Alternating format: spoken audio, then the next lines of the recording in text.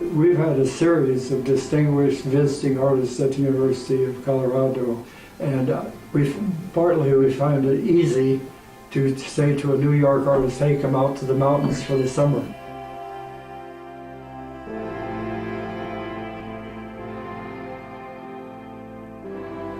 The faculty went to art conferences around the country, so we got to meet some of these people. For instance, Rothko, we got to meet in New York, and I'm sure that Still had been told that, yeah, it's an okay place to teach.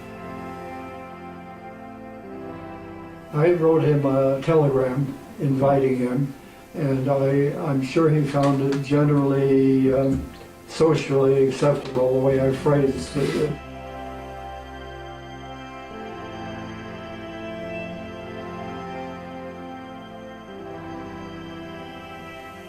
He had a foreign car, a sports car, and I'm sure this was one of his favorite things, and it broke down, I think, someplace in Wyoming, and they had to get repairs to get it to Boulder. The building where he taught was the Muriel Wally Art Building. He taught our graduate students painting. I think that in a way it was vacation for him, and I think that artists need a moment or two not to be actively involved. We took Still and his daughters out to a swimming pool out at the edge of the mountains, and it turned out that I don't think Still swam, and I don't think the girls. And Sandra kept saying my oldest daughter, Leslie, taught her to swim. At Christmas time, we sent Stills a box of evergreen cuttings, and he wrote back and said when they opened the box, it reminded him of the forest, the smell of the pine.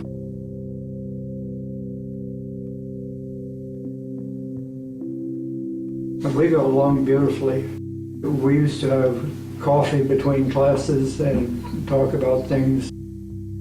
He was such a gentleman. He was no hippie artist the way so many of us are. He always had a black suit and a white shirt and his white hair. He looked like an ancient sage. He spoke like one. He wasn't frivolous in any moment. I'm sure that there were conflicts in New York with the critics, with fellow artists. In other words, Sandra was mentioning that some of the reviews were absolutely brutal of his work. I find it interesting that he was strong enough in his thinking and the process that he knew that he was okay and proceeded to go ahead. And I look at his work and I think, damn, how do you know how to do this and this and put this little thing up here? I mean, it's such a powerful kind of expression. Mm-hmm. And I think in many ways it's beyond discussion.